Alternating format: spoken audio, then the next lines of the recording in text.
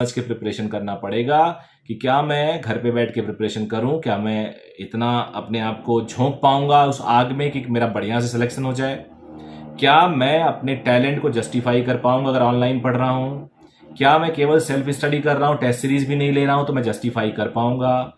बहुत सारे केसेस में आपका जो एंड रिजल्ट आता है उसमें आपको पता ही नहीं होता है कि आप कई रैंकिंग को मिस कर दिए हो, 20 नंबर 30 नंबर को आप मिस कर दिए हो। ऐसा इसलिए होता है कि सपोज आपने आपके इस साल 550 नंबर आए और पूरी ताकत लगा के आपने अगले साल 605 602 नंबर स्कोर कर लिया और आप खुश हो गए कि सेल्फ स्टडी से आपने सिलेक्शन ले ली अपनी। आपने किसी मेंटोर को नहीं चुना, कहीं भी जहां भी आप रहते हो, कोई कोचिंग का नाम नहीं, कोई मेरे हिसाब से कोई नेशनल कोई लोकल कोचिंग का कोई मतलब नहीं होता।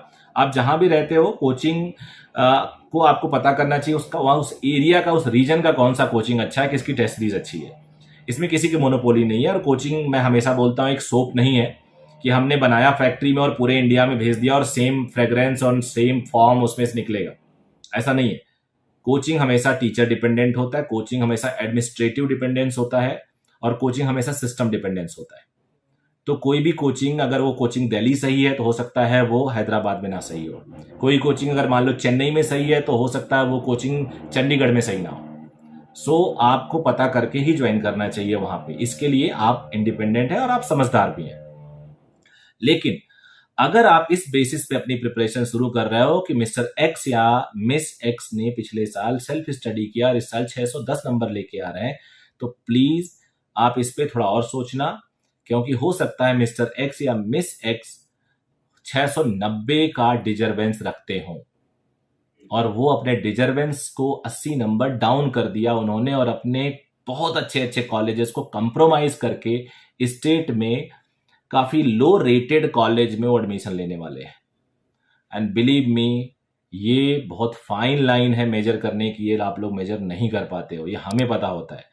मैंने हर साल ऐसे बच्चों को देखा है जो अपने डिजर्वेंस से कम नंबर लेके आते हैं।